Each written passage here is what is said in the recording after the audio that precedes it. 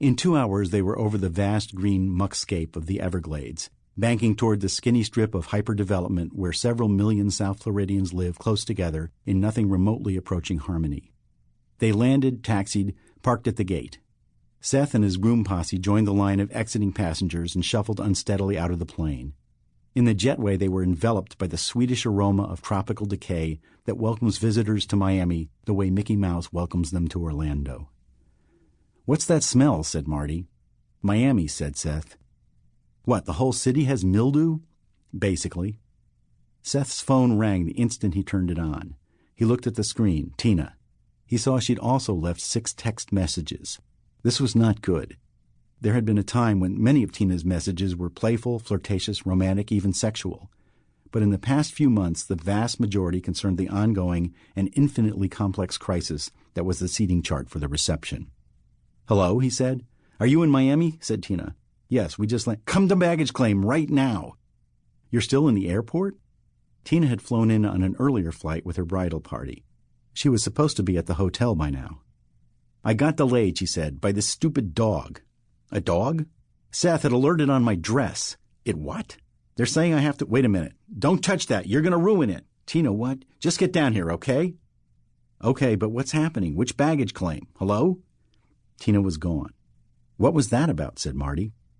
"I don't know. Tina said a dog did something on her dress. Like peed on it? I don't know. I have to go to baggage claim."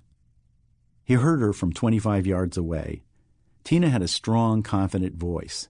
It was the reason Seth had met her in the first place, on the grounds of the Washington Monument. He'd heard this woman's voice talking through a bullhorn, and he'd wondered if the owner of the voice was hot, and it turned out she was. She was leading a protest either for or against something. Seth could not remember which. He'd stuck around and managed to meet her afterward. She had believed then, and still did believe, that he was there for the protest. He had never told her that he was merely passing through on his way home from playing ultimate frisbee. Tina was a fast-rising, plugged-in lawyer in a D.C. firm that specialized in social causes and getting on television. She cared passionately about disadvantaged people, all of them. She was intelligent and beautiful and had a killer body. Men wanted and pursued her. It was a source of widespread bafflement that Seth had managed to win her hand. Seth himself did not understand it. He knew he was fairly good-looking. He had been told that by enough women. But Tina had plenty other attractive men after her, and many of them possessed desirable qualities that he did not. Employability, for example.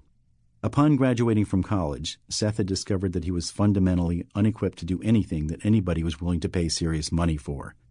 His degree was in marketing, and he'd earned a solid B average, but the harsh truth was he had never actually marketed anything, and neither had any of the professors who had taught him what he knew about marketing.